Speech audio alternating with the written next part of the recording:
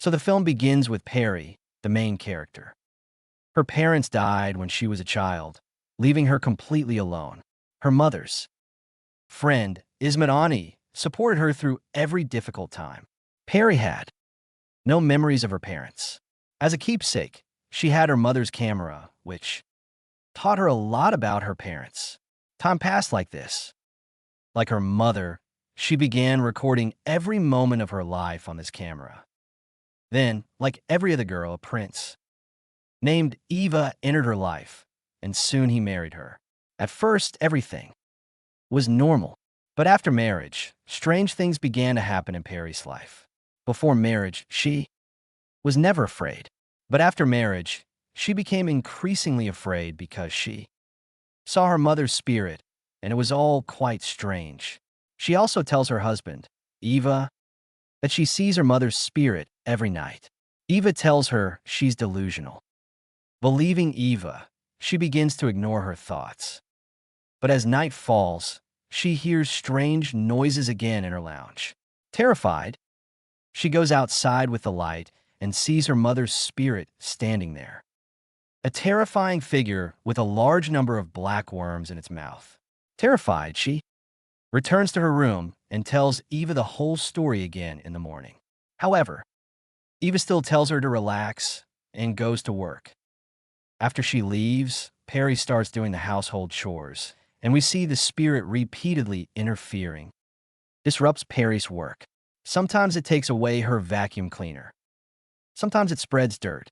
While Perry is dealing with all this, suddenly a boy appears from behind, frightening her.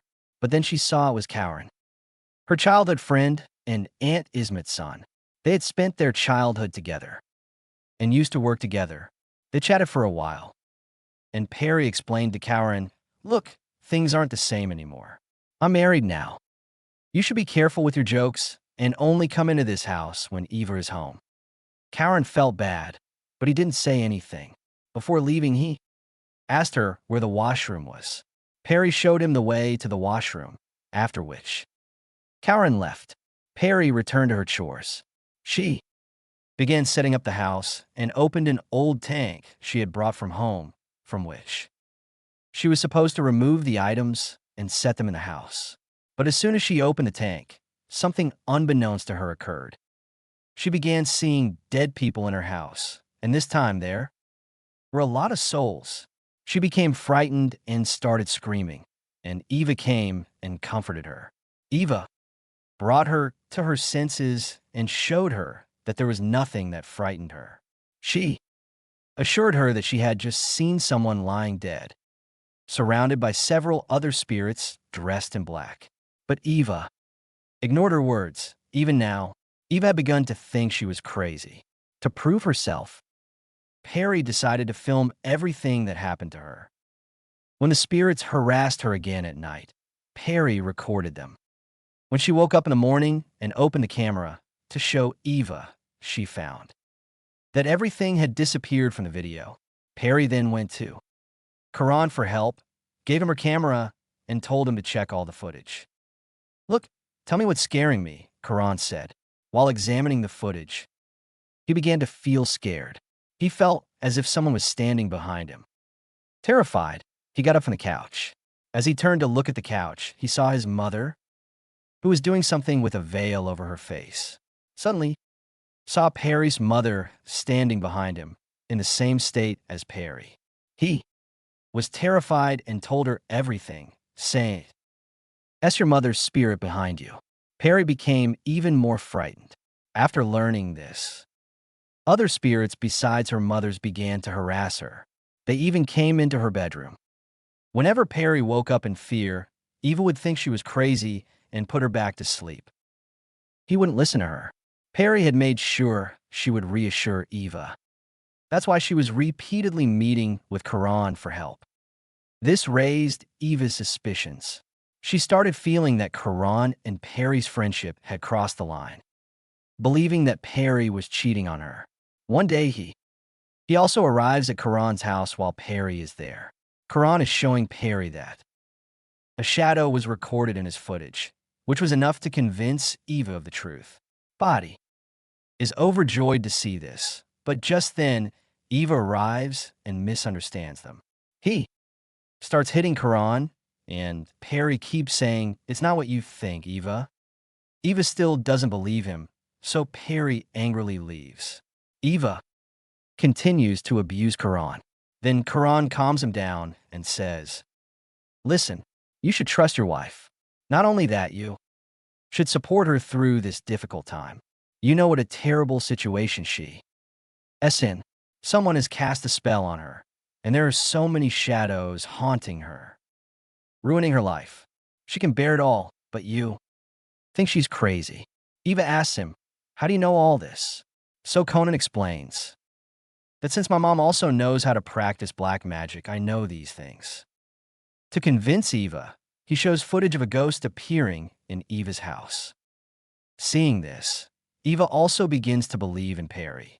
Eva also decides to help Perry. However, at home, it is shown that when Eva was away, Perry was being harassed by those spirits again. Perry's mother's spirit was the only thing she could see. She didn't say much to him, but someone in the form of Ismet Ani also harassed and frightened her. After thinking about it, Perry realizes that she should go to Ismet Ani and have her break the spell. Before Eva wakes up, she leaves for her village. Poor Eva becomes extremely worried. He makes numerous calls to Perry, but Perry's phone keeps going off. He also goes to Karen's house to check on Perry, but she wasn't there either. It's shown that Perry had arrived at Smta Ani's and told Smta Ani everything about how she initially only saw her mother's spirit with a black face. Then, several other spirits began to harass her. She even saw one spirit in Ismet Ani's form. She said, "I don't understand why they're after me." A strange, terrifying-looking Ismet Ani covers her mouth with a white cloth and hands her a stone, saying, I'll talk to those spirits and find out why they're after you." After holding the stone, Ismet Ani reads something on it, causing Perry's condition to deteriorate. In reality, the spirits had entered Perry. Smta Ani asks her numerous questions, and Perry answers in a terrifying voice. Smta Ani immediately tells Perry to throw the stone down. Body returns to normal after throwing the stone. Smta Ani tells her that someone has cast a very bad spell on her. She explains that this spell is so bad that if it's not broken, she could die. That's why we need to go to your house immediately and find a solution to this spell. Perry brings Smta Ani home. It's revealed that Karan and Eva are already worried about her. Smta Ani looks around the house in fear. The entire house radiates fear. Observing everything, she tells Perry, "I have to go to your bathroom. I think whatever it is in your bathroom." Going into the bathroom, she retrieves some hair and strange dolls from behind the tank, which clearly appear to be objects of black magic.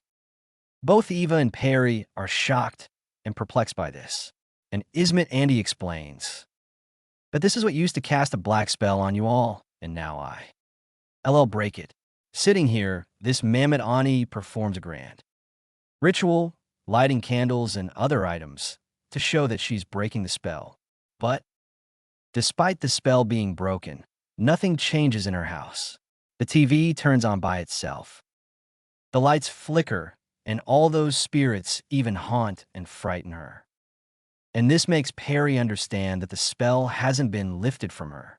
She takes the bundle that Mammoth Ani had apparently broken from her washroom and takes it to the Malvi Sahib, who tells her that this bundle isn't magical. It's just an ordinary bundle, and the marks look like a child made them. It's definitely meant to scare you. But she returns home, confused, wondering why Ismet Ani lied to her and scared her. Upon returning home, he encounters his mob soul again.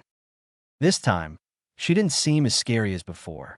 She began to drop clues as if trying to tell Perry something. Using those clues, Perry turned on several cassettes, and one after another she learned a horrifying truth. In reality, Karan was in love with Peri. He wanted to marry her.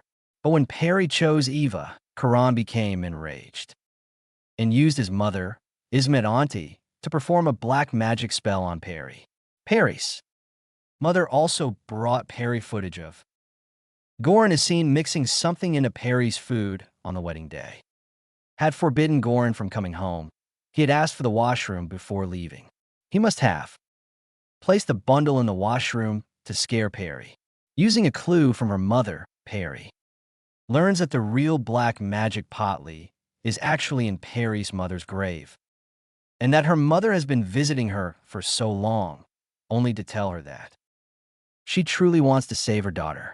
Without telling IBA or anyone else, Peri goes back to her village to her mother's grave.